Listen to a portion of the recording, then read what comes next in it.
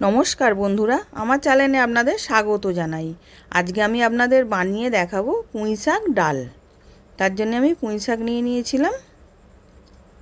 নিয়ে এবার পুঁই শাকের পাতাগুলোকে আমি বেছে নিচ্ছি।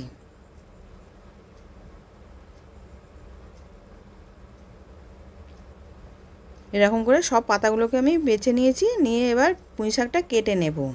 এবার পাতাগুলোর মুখের বোঁটাটা আমি ফেলে দিলাম কেটে। এবার পাতাগুলোকে কুচিয়ে নিলাম।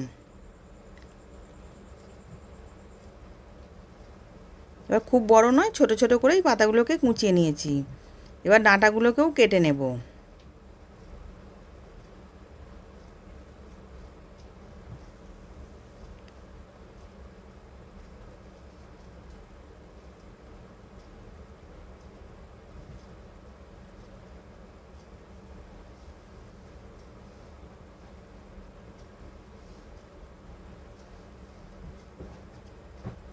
এবার ডাঁটাগুলো কাটা হয়ে গেছে। এবার ছুরিটা দিয়ে ডাঁটাগুলো সাইড থেকে কেটে আঁশটাকে ছাড়িয়ে নিচ্ছি। এরকম করে আমি সব করে নিয়েছি। এবার শাকটা তুলে নিলাম। এবার একটা বাটিতে আমি মুসুর ডাল নিলাম, হাফ বাটি মুসুর ডাল নিয়েছি।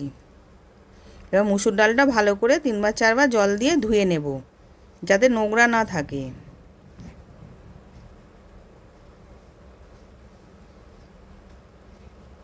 এবার ভালো করে ধুয়ে নিয়েছিলাম। এবার কড়াতে আগে থেকে গরম জল বসিয়েছিলাম। জলটা হালকা গরম হয়েছে। এবার আমি ডালটা ওর মধ্যে দিয়ে দিলাম। এবার ডালটা ফুটে গেছে, ওপর থেকে দেখুন কত ফেনা হয়েছে। এবার আমি একটা হাতা দিয়ে ফেনাটাকে ফেলে দেব।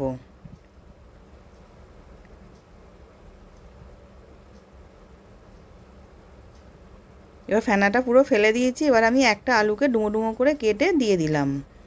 হলুদ গুঁড়ো দিলাম, স্বাদ অনুযায়ী নুন দিলাম। দিয়ে ওটাকে ভালো করে মিশিয়ে ঢাকা দিয়ে সেদ্ধ করতে দেব।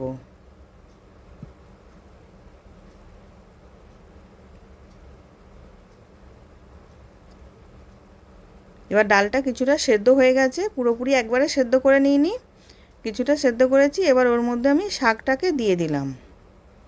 এবার শাকটা তো বেশিক্ষণ সেদ্ধ হতে লাগবে না, শাকটা তাড়াতাড়ি সেদ্ধ হয়ে যাবে।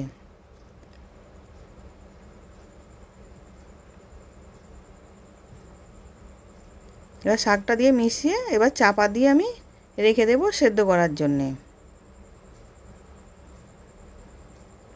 এবার ডালটা শাকটা সেদ্ধ হোক। এবার এদিকে আমি একটা প্যান নিয়েছিলাম, তার মধ্যে 5 ফোড়ন, শুকনো লঙ্কা, কাঁচা লঙ্কা আর পেঁয়াজ, প্রথমে সর্ষের তেল দিয়েছিলাম। দিয়ে এবার সব ভেজে নিচ্ছি।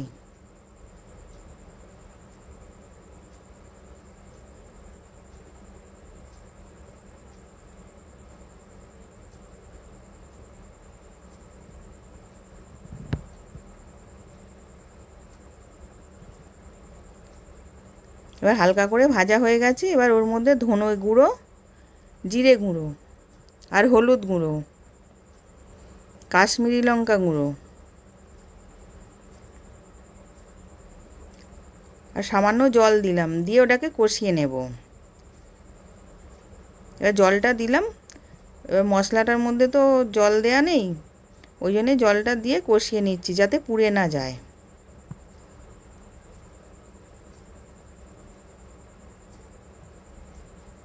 এবার ওটা ভালো মতন কষানো হয়ে গেছে।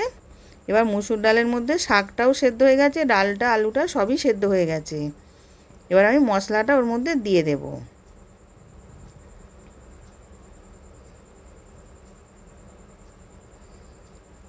এবার মশলাটা দিয়ে ভালো করে মিশিয়ে নিচ্ছি।